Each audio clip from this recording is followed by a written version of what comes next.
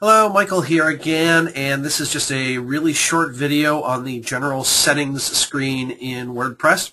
I'm going to start here on the test blog for creating training videos, and I just want to point out a couple of things for you that we're going to play around with the settings. First is here's our title of our blog.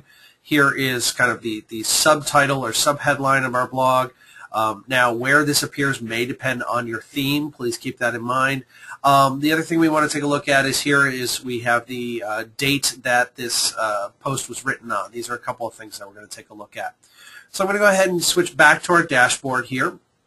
And the first thing I'm going to do is I'm going to go ahead and click on Settings. And what that is going to do, as you can see with the word General here, is this is going to take us to our General Settings. And these are just a few of the things that you can change if you wish to do so here. First is here is the site title. So remember where it said test blog for creating training videos, excuse me. What we can do is if I was to change this and click Save Changes, all we would need to do there is then refresh our blog, and you will notice it now says test blog for creating videos as opposed to training videos.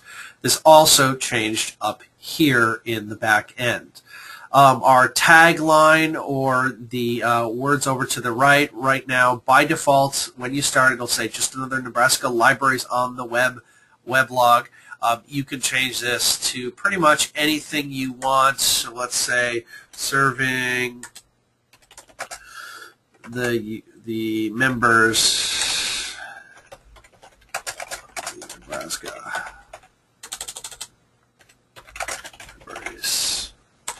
Can't type today on the web project. Okay, and we can go ahead and save changes there, and then refresh here, and you will see that text changes. Now this text will pretty much change instantaneously. I do want to warn you about the tagline. Some libraries have experienced, based upon their theme, that they had a really great tagline, but it was too long to fit into the theme, and they had to shorten it. So as I've mentioned in other videos, and I'm sure I will be mentioning again, that sometimes your content in your theme, you might get a great theme, your content doesn't work with it. You might have great content, your theme doesn't work with it. It is kind of a back and forth sort of thing. I'll refer you to the video on themes for a little more details on that. Okay, next here in our general settings is our email address. This is pretty much going to be your email address. This should be set up by default. This is the email address for the main administrator for the site. This is the person who will get things such as emails notifying of new users, things like that, really administrative level things for the site.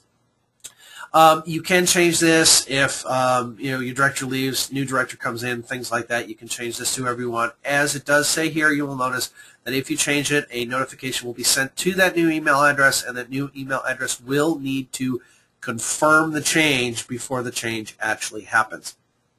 Okay, next is the time zone. There are lots of choices here in Nebraska. Since we have 2 time zones, please double check this to make sure I've got you listed in the right time zone. You can pick an actual time zone, or you can pick a city. I suggest Chicago if you're in the eastern end of the U.S. If you're in Central Time, I think Denver would be a good choice if you are in the western end of Nebraska.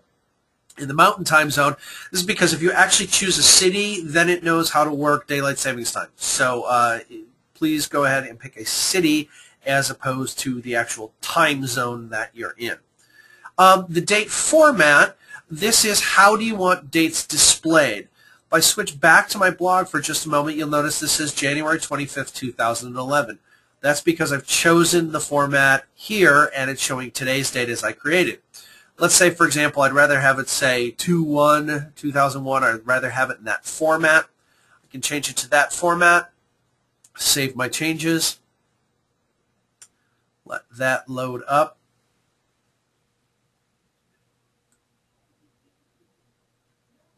For those of you who have been watching these videos for a while, you'll know that sometimes it takes a little longer than others. So I'm going to go ahead and try that again real quick here.